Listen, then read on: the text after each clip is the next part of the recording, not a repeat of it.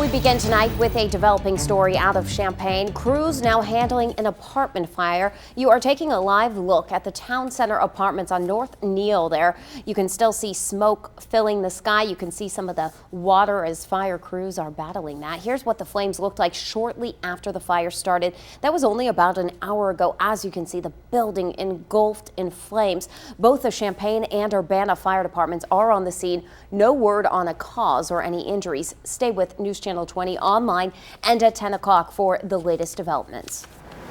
And on to our other top story tonight. Governor Bruce Rauner and top lawmakers started meeting just about 20 minutes ago. With the state budget deadline a little more than 24 hours away, the clock is ticking for a second year in a row. Our team coverage begins with State House reporter Jordan Abadea live at the Capitol tonight. John and Stacy, the leaders meeting just wrapping up a second ago. Speaker Madigan and Senate President John Cullerton coming out together. They are addressing the media right now.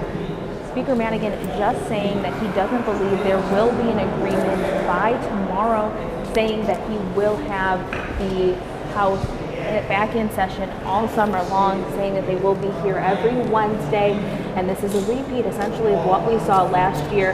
Now we are going to bring you more details on this leaders meeting, but it did last less than 20 minutes. But this is one of a number of meetings that they have had in recent days, and we're going to be joined now by Newschannel 20's Adam Reif. And Adam, as the speakers meeting is going on, we're hearing the press ask questions of the leaders. We just heard Speaker Madigan say he doesn't think that there's going to be a deal. No, it certainly doesn't sound like it. He says, again, as you mentioned, every Wednesday through June right now in continuous session, Speaker Madigan asking Governor Rauner to keep those working groups meeting on those reforms again. So at least in Olive Branch there, he didn't shut down those proposals at all. But earlier today, we talked to Senate President John Cullerton, and he's going to address the crowd as well in just a moment. But we're going to listen to what he said earlier about different proposals going around the Senate right now. It could either be Speaker Madigan's plan, it could be a comprehensive budget plan, or it could be a plan the Senate has. Let's take a listen real quick.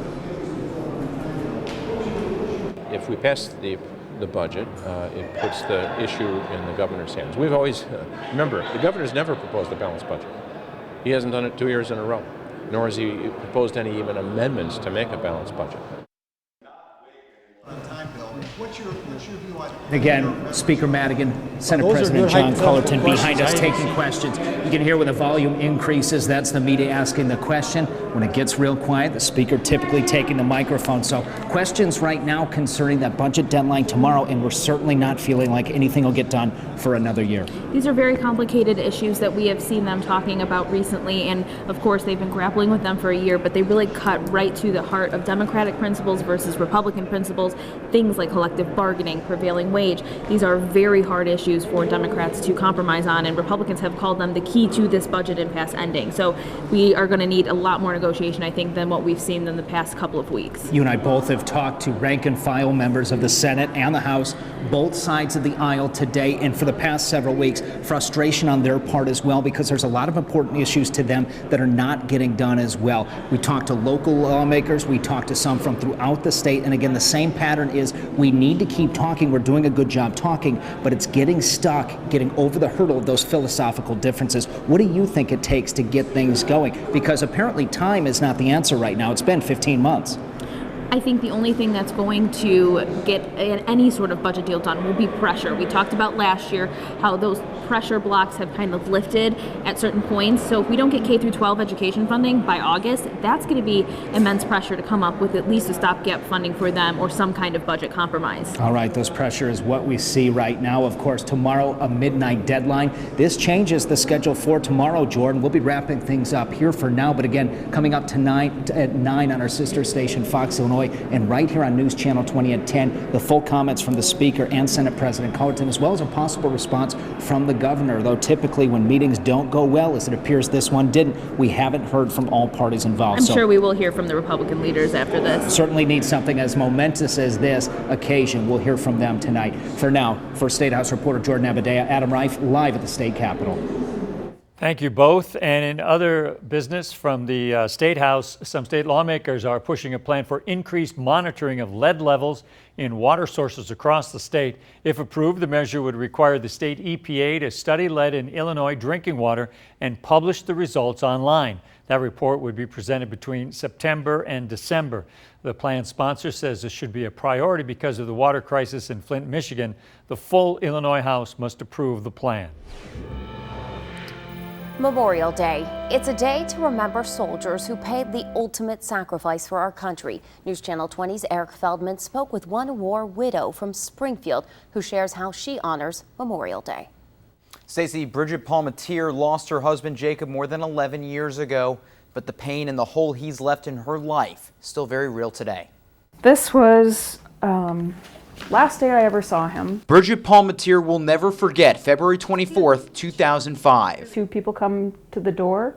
They're in dress uniform. They tell Bridget her husband Jacob has died after an improvised explosive device went off near his military car in Iraq. Just kind of felt like I was in a dream, and I kept thinking I was going to wake up. His vacancy. Really, I just miss him. Just his whole person. His hugs, you know, he would just come in and give you this great big hug. Still real 11 years later. And I don't think that will ever go away. The life Bridget and Jacob dreamed of. We were going to start trying to have a family as soon as he got back from Iraq. Gone. There's never a morning that I don't wake up and think about him. There's never a night that I don't go to bed and think about him. I've never remarried, partly because I think I'm maybe still in love with him. It was a wedding gift. Now, memories of Jacob around Bridget's home. His military accolades on a bookshelf. From their first photo together to their last. From the dog they had just bought together to their first couch. He seared into her heart. Every day for me is Memorial Day. As for the holiday, the extra attention and reminders keep Bridget away from social media and Jacob's grave at Camp Butler. For all Americans, Memorial Day is a day to count your blessings. Think about the people that they still have.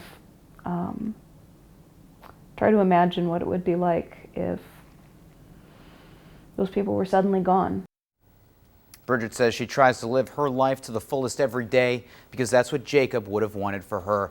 She works as a guidance counselor for kids in Springfield. Well, this long holiday weekend is rapidly drawing to a close, and luckily the weather's been fairly quiet, so it has cooperated for most outdoor activities. Although over the last few hours or so, we're still monitoring a few of these popcorn showers and thunderstorms that have been developing, especially south of Kankakee and running all the way down into parts of Montgomery and Macoupin County. And right now it is raining pretty good right around the Litchfield area. For most of us, temperatures are still in the 80s, but where we've had the rain, like around Litchfield, temperatures have really cooled off, now down to 68 degrees. Meanwhile, though, it's 86 for Springfield and 87 for those of you in Lincoln.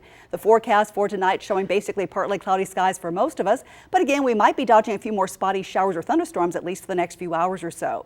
I'll let you know if even more rain is coming our way for the rest of the week, and we'll also talk about a big cool down. It will be turning less humid and turning cooler later on this week. I'll have more details about that coming up in just a couple minutes. And you can count on News Channel 20 to have the latest weather forecast. You can find them anytime on our website, newschannel20.com. You can also like us on Facebook and follow us on Twitter. Still ahead, remembering those who've made the ultimate sacrifice.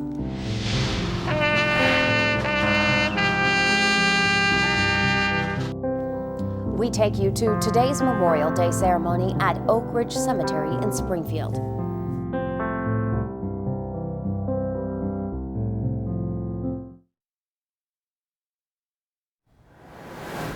New at 6, the Springfield Marina says the good weather we've had this holiday weekend attracted more Memorial Day boaters than they've seen in the last 5 years. News Channel 20's Brendan Cullerton shows us how law enforcement is out to keep boaters safe.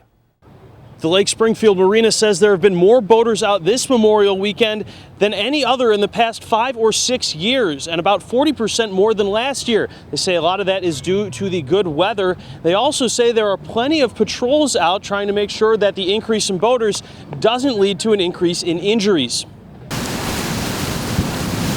Hundreds of boaters decided Memorial Day weekend was a great time to get out on Lake Springfield.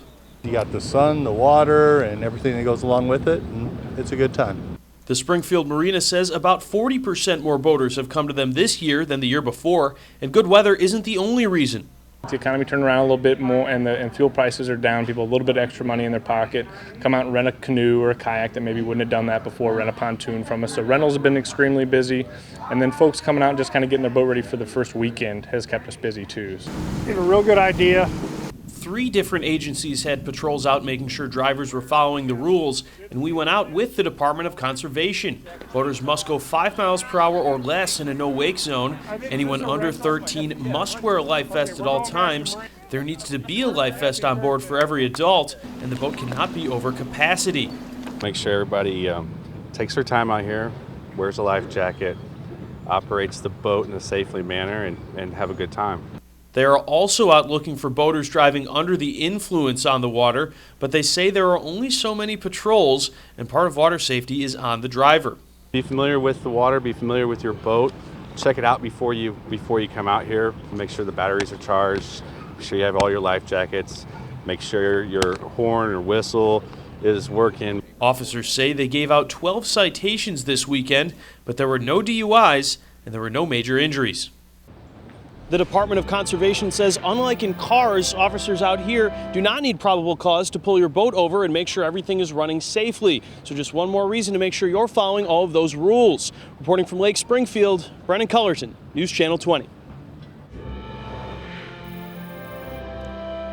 Today, one of remembrance across central Illinois, the country, and around the world. Those who've made the ultimate sacrifice while serving in the armed forces today honored this Memorial Day. News Channel 20 photojournalist Sean Shanley takes us to Oak Ridge Cemetery in Springfield.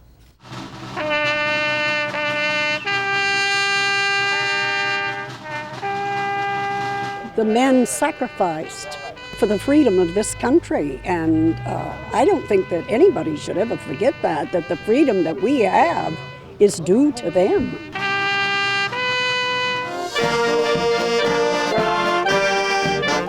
It's not just a day to have off of work, it's a day that we need to really remember why we're here, what our freedoms cost to other people, and to celebrate just being an American. Memorial Day is a day where people should recognize the people who made the ultimate sacrifice. Without them doing that, we wouldn't have the freedoms that we have today. They should just take a moment at least to recognize that they have that freedom to enjoy because of those people who made that sacrifice.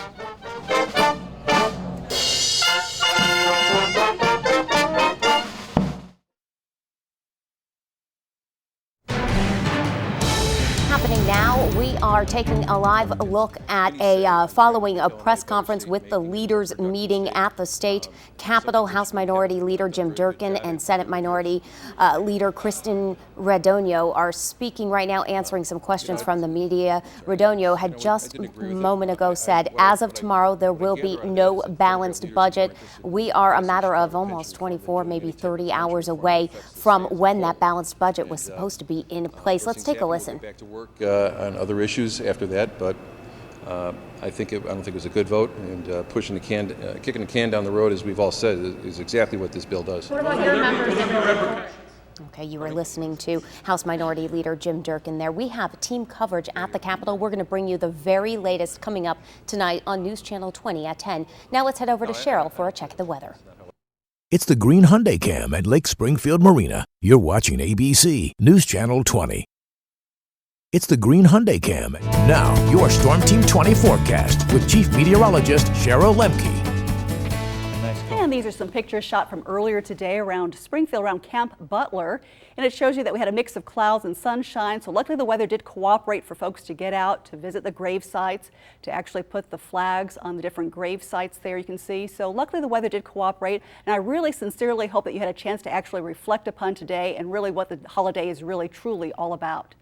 As we take a look now at the weather almanac for today, still seeing some pretty warm temperatures out there. We were into the upper 80s today for Springfield, still averaging anywhere from 5 to about 10 degrees warmer than usual for this time of the year.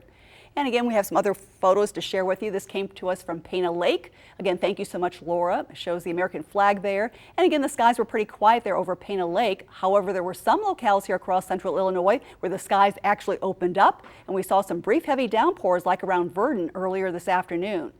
As we take a look at some of the rainfall tallies, now not everybody picked up the rain, but where we did pick up the rain, most of it stayed on the light side though. Most locales did see less than 1/10 of an inch of rainfall if we picked up any rainfall at all.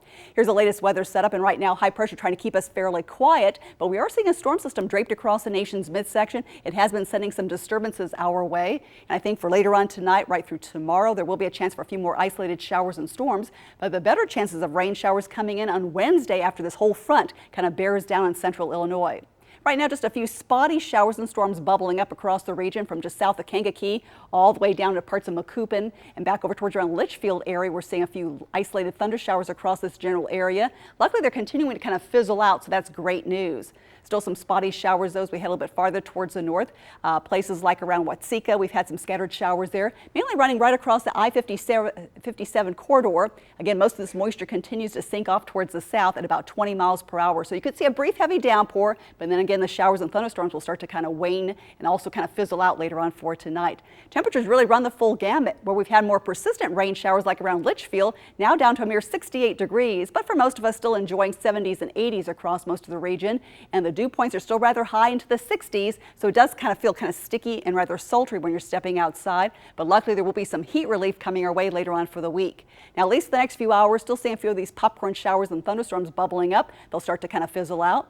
Looking ahead for tomorrow, pretty much a carbon copy of today, a mix of clouds and sunshine, but especially during the heat of the afternoon, we'll start to see more of these thunder showers popping up for tomorrow. I think our best chances for rain, though, actually will be Wednesday, as that cold front will be approaching. More rain showers will start to flare up, especially around 7 o'clock in the evening. We'll start to see more scattered showers over the eastern part of our viewing area. Then that rain starts to taper off, and luckily by Thursday and Friday, a much calmer weather pattern. Things will be turning a little bit cooler and also too less humid by the back half of the work week. So the forecast for tonight showing partly cloudy skies. A few of these popcorn showers certainly can't be ruled out. Nighttime lows dipping down to 65. Looking ahead for tomorrow, mix of clouds and sunshine. Watching out for a few thunderstorms popping up though during the heat of the afternoon with highs near 87. And our Peerless 7-day planner showing even more showers and thunderstorms gathering for your Wednesday. Then things will start to dry out and actually looking pretty nice by Thursday and Friday, and finally cooling off upper 70s to lower 80s by the end of the week. And again, not looking too bad either for this next weekend. John? All right, thanks, Cheryl. David Coy in for Donnie Tillman today. And good day, nice weather for the Rochester girls soccer team. Get some good practice in. Yeah, it's a really nice day. Actually, it was pretty hot when I was out there earlier. The coach was sweating and everything, but possibly they could punch their ticket to the state tournament if they get a win tomorrow. We check in with the team next in sports. Now sports with David Coy.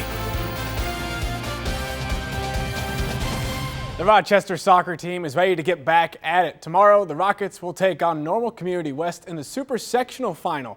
It's the first year the Rockets have competed in Class 2A. The team says capturing a sectional title is one of their main goals of the season, but they're hungry for more. The Rockets haven't played Normal Community for the past few years, but the team says they're familiar with their coaching staff and how the team operates. Well, I know the girls that's up top for them. Lorenz, I know she's a ton. Everybody that I've talked to has just raved about her, about what type of player she is and what she brings to the table. But they also talk about their defense and the organization and just how well they play together as a team. So we're going to have our hands full tomorrow night. Not knowing what they do or how they play, it's kind of scary. So we're definitely covering all of our bases in practice, and we're going to try to be ready for anything they have to throw at us. This is going to be a really big game. I think the potential for either team to win is really big, and I just think we're going to have to come out and play. To the softball diamond, it's Super Sectional Monday for high school softball. St. Joseph Ogden looks to punch its ticket to the state tournament. They would have to meet Dupo, so we start things off in top 4. Stormy Sellers, what a great name, with a double to right field. That would bring in a pair of runs, game tied at 2 apiece, but later on, Caitlin Brizzi would send one to center field, but Ashlyn Bakahana would scoop it up, throw it home, and Hannah Mock with the tag. It's called out, inning over.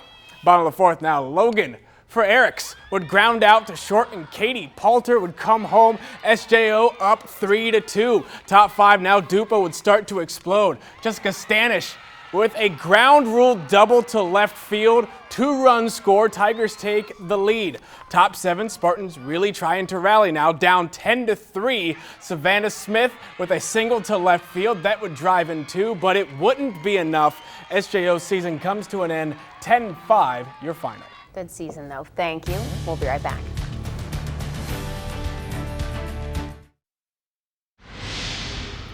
Coming up tonight at 10, we're going to talk more about the leaders meeting. We are on a deadline for a balanced budget. Speaker of the House Mike Madigan said the House is going to be in session all summer long. We also heard on camera that Senate Minority Leader Christine Radogno saying that there will be no balanced budget by the deadline tomorrow. So we'll keep you up to date tonight at 10. And you'll keep us up to date on any showers. Yeah, we got a few isolated showers right now popping up, especially over the southern part of our viewing area, but we might see more of the same again Tuesday on into Wednesday. Then we'll dry things out and definitely cooling down too as the week continues to wear on. Okay.